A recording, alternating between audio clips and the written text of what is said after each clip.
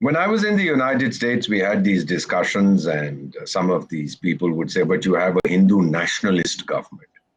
I said, I don't know what that means. Perhaps you have a Christian internationalist government. What does that mean? I have no idea what a Hindu nationalist. I don't know of any government that is not nationalist, that doesn't have national feeling. Didn't have an answer to that. So I said, if you're so internationalist, when the virus, the Chinese virus hit us, we gave, and I say this very slowly, free of cost, vaccines to 70 countries, several million doses. Who told us? Did God ask us to do it? We did it. Essentially, we're a very good people. Where were you, the developed world? Because your private companies were saying, if we give it free, what happens to our profits? We were not concerned about profits. The Prime Minister said, we will not make a fortune out of misfortune.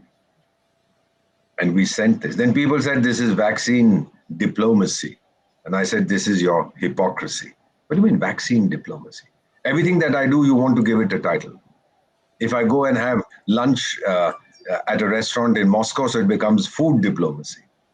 If I go and drink Mao Tai or whatever it is in Beijing, it becomes drink diplomacy. Why do you have to give it a title? Why don't you just accept that India is doing what it is best at? And India is best at serving the world. Not for nothing did they call us Vishwa Guru. That means an ideal, a master, a teacher for the world. That is coming back. They get very upset, and it's not just people overseas. It's people in India too. For 200 years, ma'am, others determined my destiny. We made mistakes, we are aware, not anymore. Now we will write our destiny ourselves so that nobody else can write it for us. I touch my ears, I ask God to forgive me for daring to suggest that we will script our own future. We will.